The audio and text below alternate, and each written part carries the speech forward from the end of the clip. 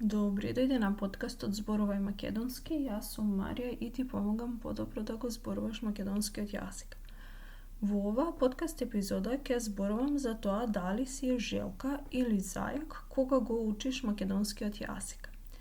Веднаш на почетокот сакам да нагласам дека тука не зборувам за тоа дали треба да бидеш брза како зајакот или спора како желката, туку сакам да нагласам дали времето и останатите ресурси ги користиш паметно или не.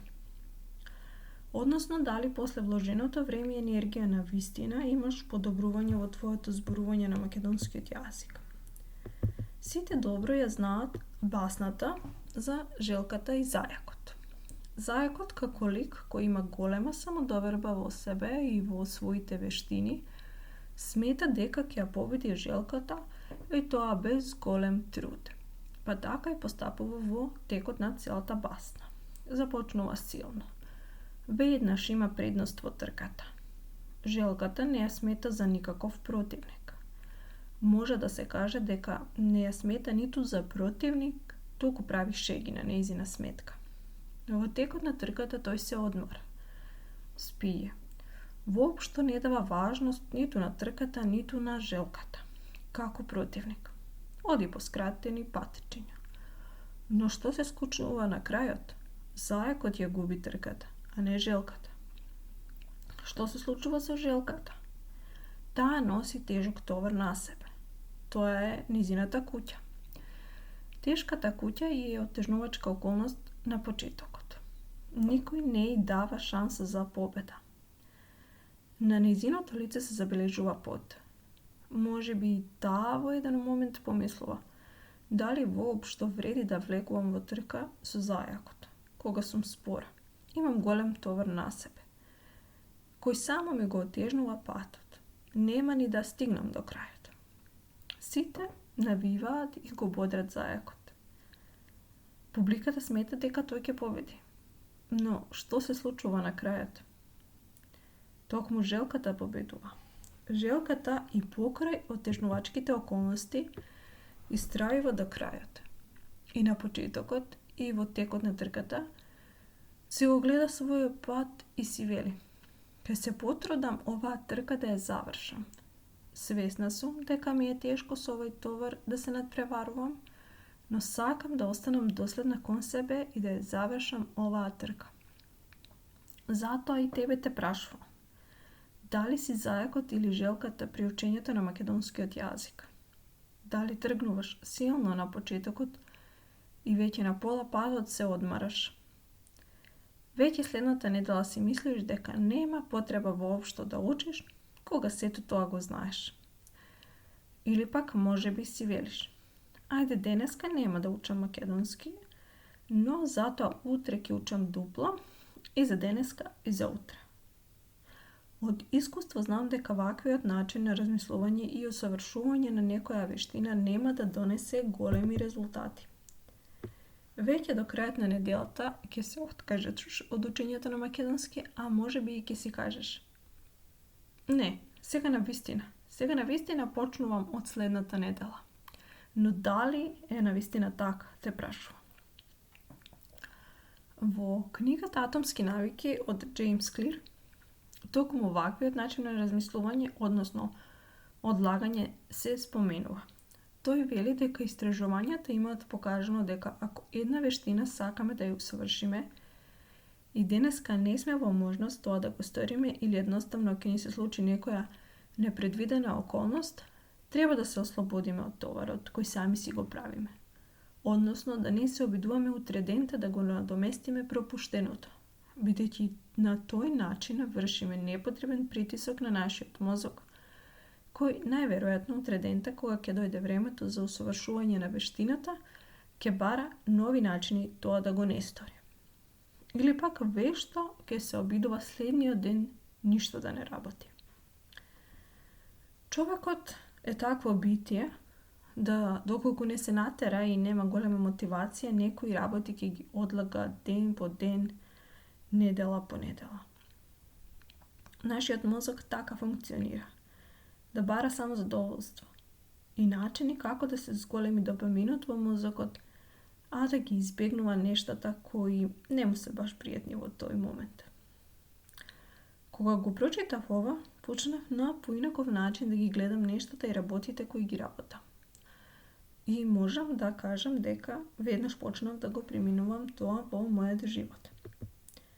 Но да се вратам на желката и на зајакот. Доколку си желка, ти тргнуваш полека, но сигурно на твојот пат за изучување на македонскиот јазик. Знаеш дека е тешко, но сепак продолжуваш. Си го гледаш својот пат во учењето на македонски и не обрнуваш многу внимание на околностите. Она што сакам да ти кажам е да бидеш свесна за тоа колку околностите можат или не можат да влијаат на нашите одлуки кои ги донесуваме на дневно ниво. А сакам посебно да го нагласам окружувањето, односно околината како околност. Во трката помеѓу зајакот и желката, публиката која навива е всушност метафора за нашата околина. Можеш да се огледаш колку зајакот има самодоверба помеѓу останатото, бидејќи ја има и поддршката од публиката, односно околината, која верува во него и во неговите способности. За разлика од него, желката ја нема таа поддршка и може би во еден момент таа не верува дека ќе победи во трката. Но она што ми се допаѓа кај неа е тоа што има верба во себе и што самата себе си е поддршка и покрај тоа што публиката не ја дава 1% за победа. Желката верува во себе и покрај недовербата од околината. Што бираш ти да бидеш на крајот на денот?